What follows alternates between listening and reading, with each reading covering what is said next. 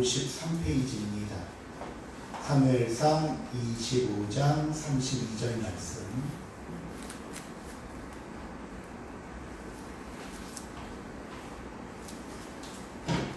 다윗이 아비가일에게 이르되 오늘 너를 보내어 나를 영접하게 하신 이스라엘의 하나님 여호와를 찬송할지로다. 아멘.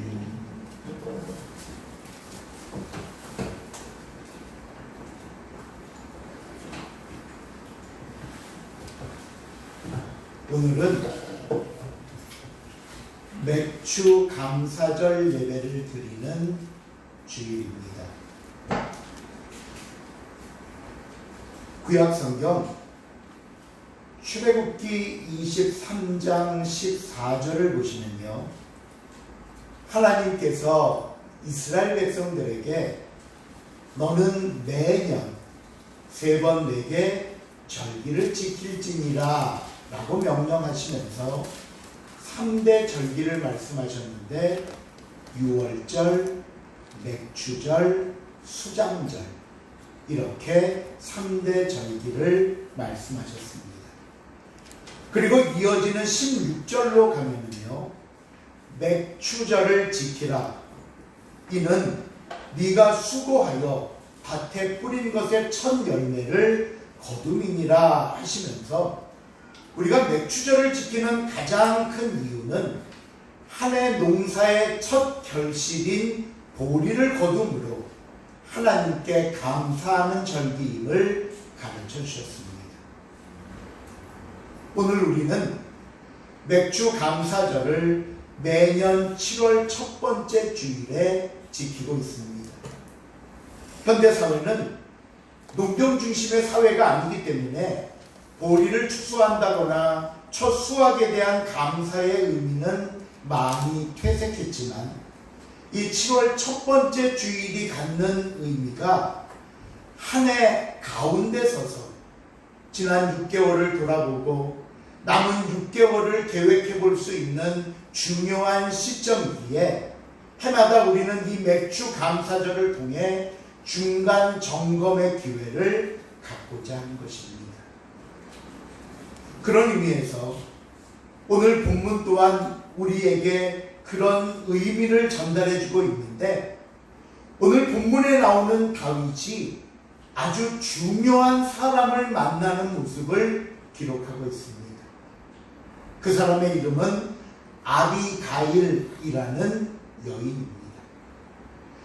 아비가일을 성경은 뭐라고 설명하고 있냐면요, 사무엘상 25장 2절과 3절에 보면 이렇게 설명하고 있는데, 우리 한번 같이 읽어볼까요? 마온에 시작. 마온에 한 사람이 있는데 그의 생업이 갈매를 입고 심히 보하여 양이 3,000마리요 염소가 1,000마리이므로 그가 갈멜에서 그의 양털을 갖고 있었으니 그 사람의 이름은 나발이요 그의 아내 이름은 아비가일이라.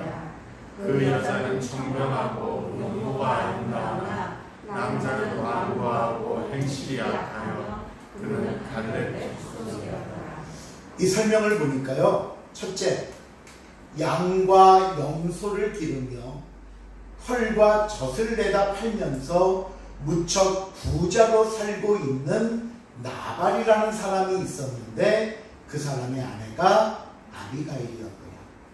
둘째, 아비가일은 총명하고 용모가 아름다운 여인입니다.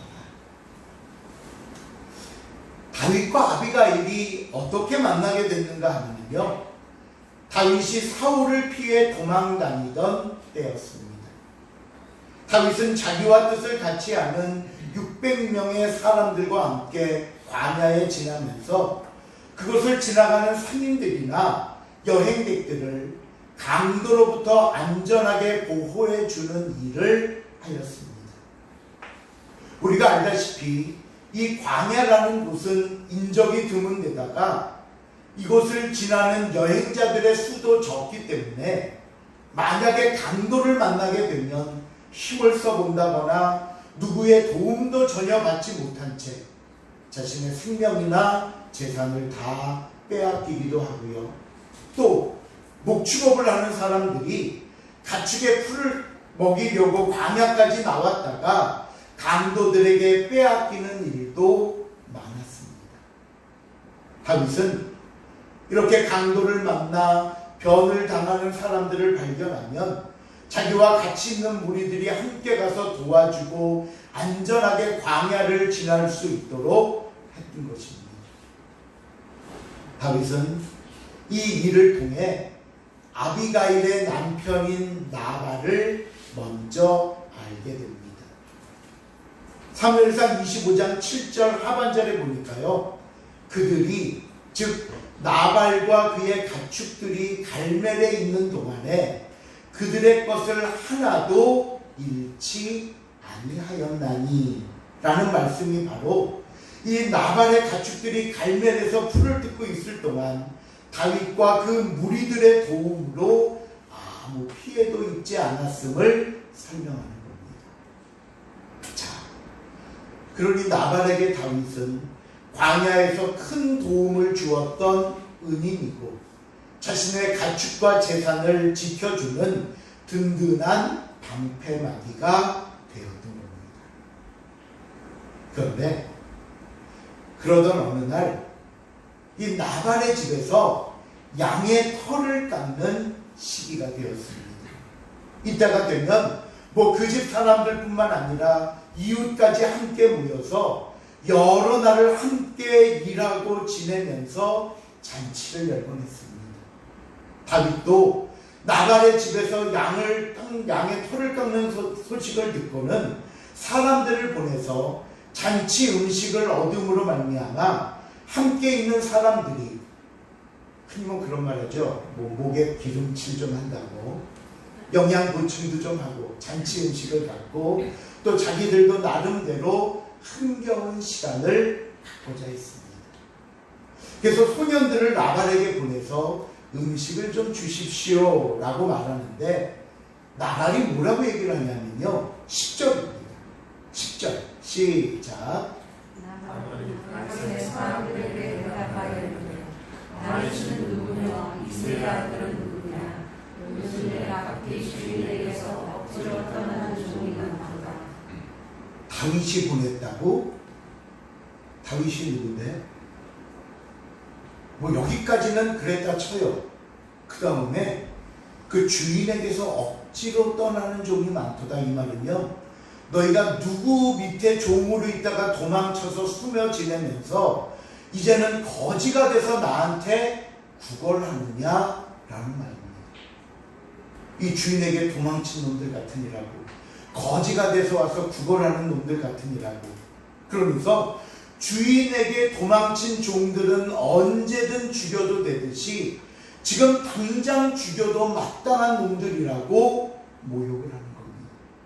그 다음 11절입니다. 시작. 내가 주의 떡과 물과 내 양을 깎는 자를 위하여 작은 고기를 가져다가 어디서 왔는지도 알지 못하는 자들에게 주겠느냐 하는지라. 아니 그냥 주기 싫으면 싫다고 하면 되잖아요. 그렇죠? 뭐 우리 먹기도 좀 부족하다는 등 뭐 핑계를 대서 좋게 돌려보내면 되지, 꼭 이렇게 모욕을 주고 조롱까지 할 필요가 있었을까요? 그러니 이 이야기를 들은 다윗의 마음은 어떻겠습니까?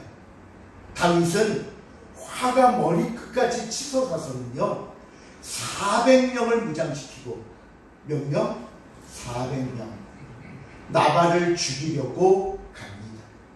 그러면서 뭐라고 다윗이 다짐을 하고 가는가 하면요 22절에 보면 이렇게 말합니다. 내가 그에게 속한 모든 남자 가운데 한 사람이라도 아침까지 남겨두면 하나님은 다윗에게 벌을 내리시고 또 내리시기를 원하노라 하였더라. 얼마나 화가 났으면 나발에 속한 사람 중에 한 명이라도 살아있다면 내가 하나님께 벌을 받겠다고 다짐을 하고 갑니다.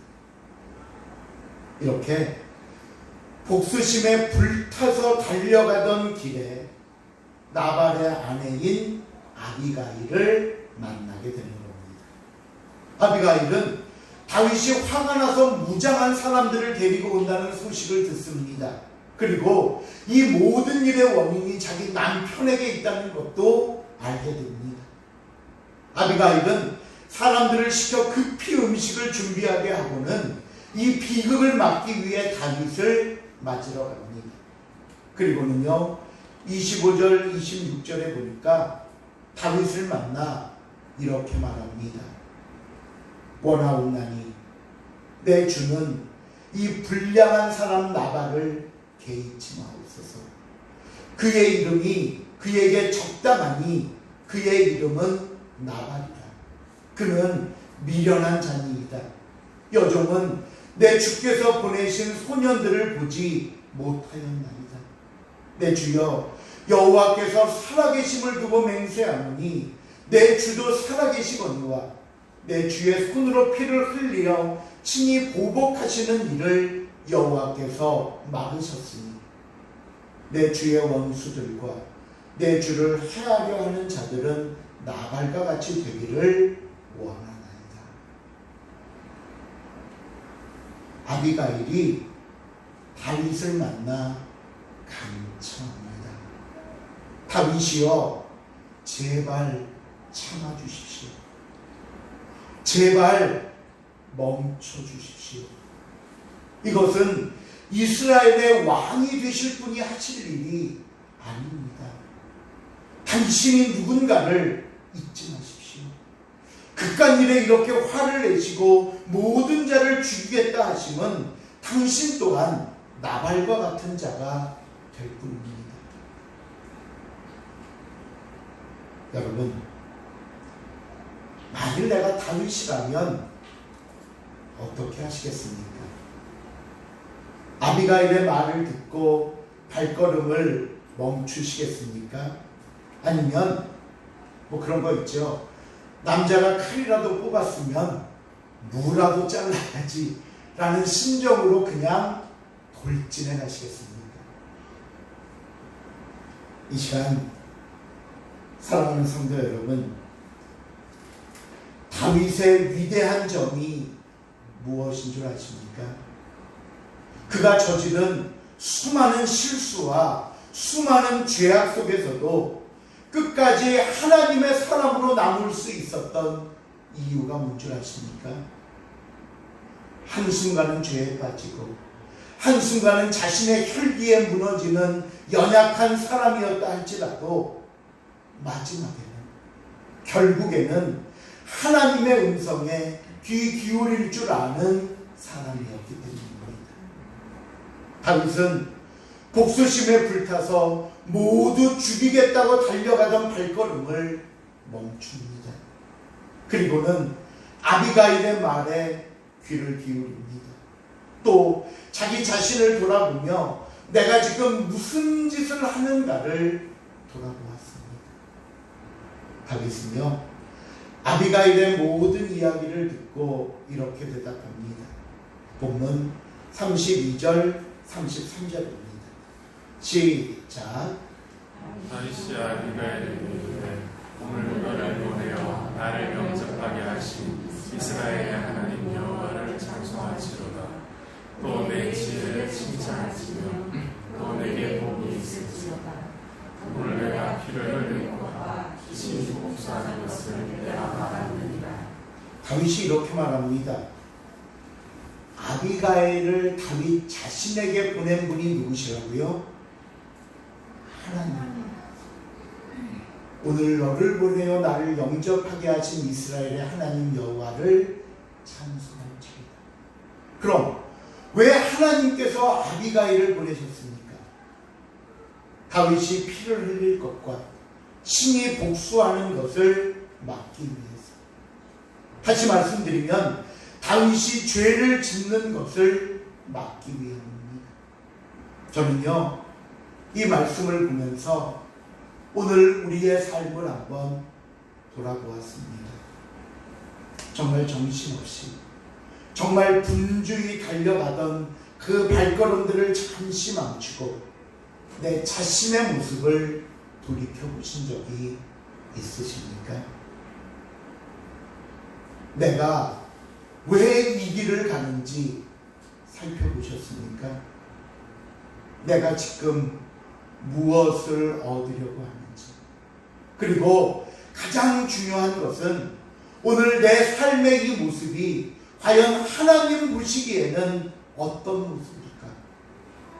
하나님 앞에 진지하게 물어보신 적이 있으십니까? 빨리 달려가서 일을 마무리하는 것도 중요합니다.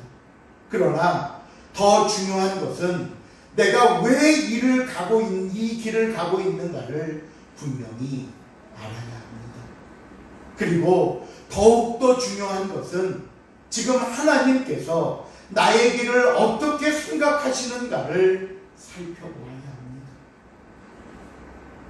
그러기에 여러분, 하나님께서는요, 우리 인생길에 종종 아비가일을 보내주십니다. 우리에게 보내주시는 아비가일의 모습은 여러 모습으로 옵니다. 혹시 내 인생에서 무엇이 아비가일이었는지 한번 여러분 생각해 보시겠습니까? 무엇이 내게 보내주신 아비가일이었을까? 항상 앞에 계신 분께만 여쭤보면 앞에 앉는 분이 스트레스를 받아요. 원권사님, 아비가일이 뭐가 있으셨어요? 예? 한죠? 많다. 네. 박은혜 집사님, 아비가일 뭐 있으셨습니까?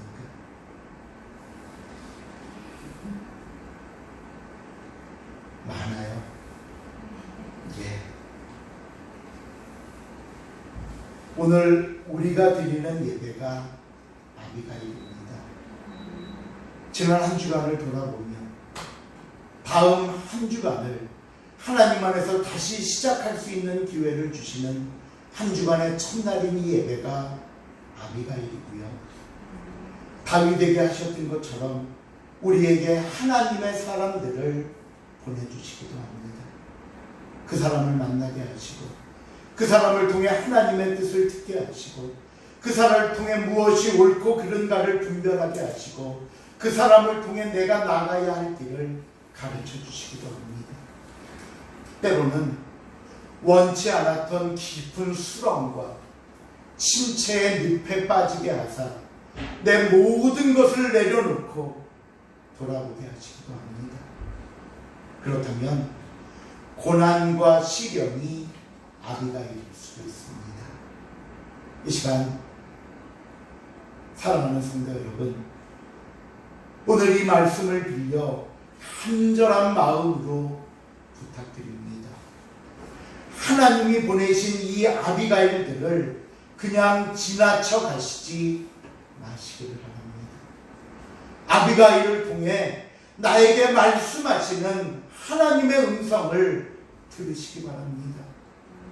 음성을 듣고 하나님의 뜻이 무엇인지 깨달을 수 있기를 바랍니다.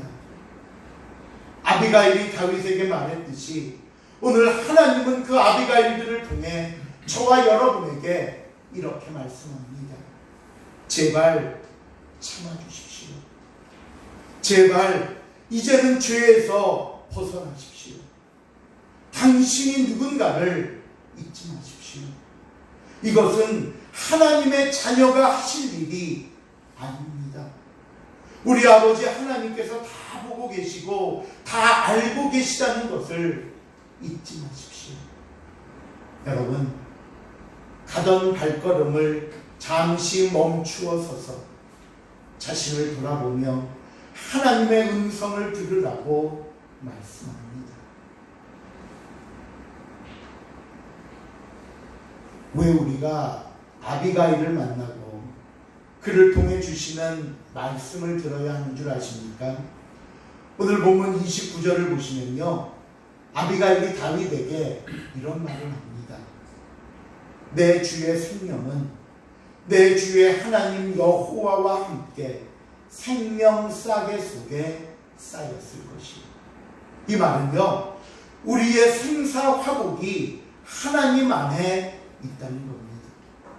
우리가 성공하고 우리의 소원과 계획을 이루려면 무엇보다 하나님께서 허락해 주셔야 되고 하나님께서 도와주셔야 합니다. 잠언 8장 18절에서 21절에 보니까요, 하나님이 이렇게 말씀합니다. 같이 한번 읽어봅니다. 시작. 부귀가 내게 있고 장관 재물과 공의도 그러합니다. 내 열매는 금이나 정금보다 나으며 내 소득은 수금보다 나으며 나는 정의로운 길로 행하며 공의로운 길 가운데로 다니나니 이는 나를 사랑하는 자가 재물을 얻어서 그 곳간에 채우게 하려 함이니라. 부귀가 내게 있고 재물과 공의도 그러하다. 모든 것이 하나님 안에 있습니다. 그런데 그 모든 것을 어떤 사람에게 주신다고요? 하나님을 사랑하는 사람. 나를 사랑하는 자가 재물을 얻어서 그 곳간에 채우게 하려 합니다. 그렇다면 하나님을 사랑한다는 것이 무엇일까요? 하나님을 사랑한다는 게 도대체 뭘 가리키는 걸까요? 그것은요, 하나님의 말씀을 듣는 사람, 하나님의 말씀에 순종하는 사람입니다. 앞에 그림을 한번 봐주실래요? 뭐라고 쓴 글씨 같으세요?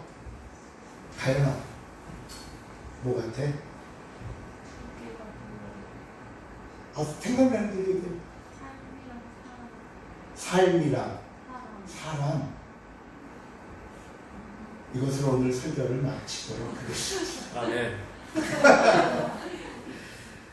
예, 삶이라고도 보이고요, 사람이라고도 보이죠.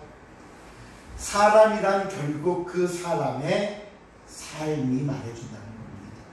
그런데 그 삶이란 또 이렇습니다.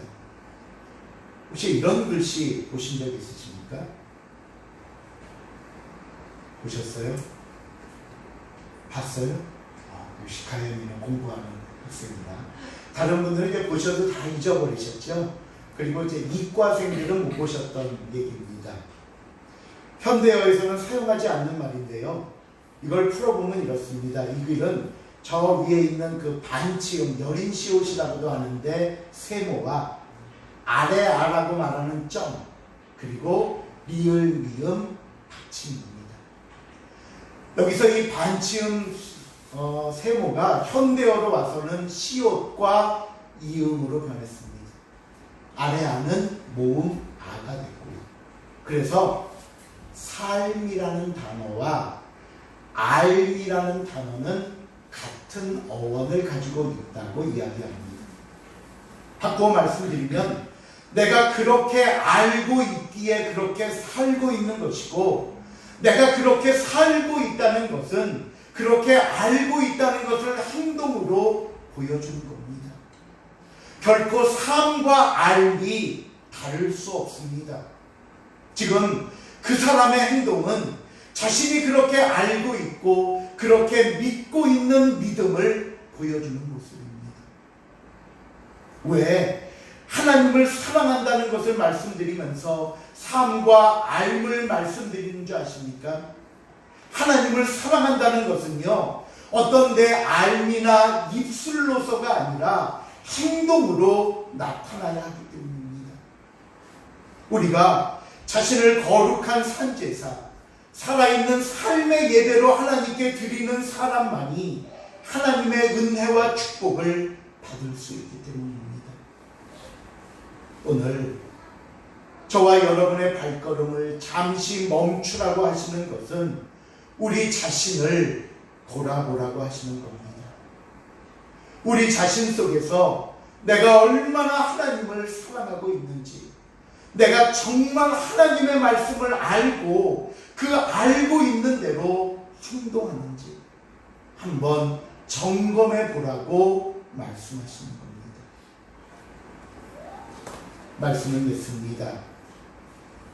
인생에서 중요한 것은 빨리 가는 게 아닙니다. 정확하게 가야 합니다. 내가 바라는 것을 많이 이루는 게 축복이 아닙니다. 올바른 것을 이루어야 합니다. 세상과 사람들이 말하는 평가가 아닙니다. 하나님께서 나를 뭐라고 평가하실지 알아야 합니다. 그러기에 오늘도 항상 하나님께서 내게 보내주시는 아비가일을 만나고 그를 통해 주시는 말씀과 그 인도하심의 순종함으로 말미암아 남은 2021년 후반부를 하나님의 은혜와 축복 가운데 사는 저와 여러분의 삶이 될 수 있기를 주님의 이름으로 부탁을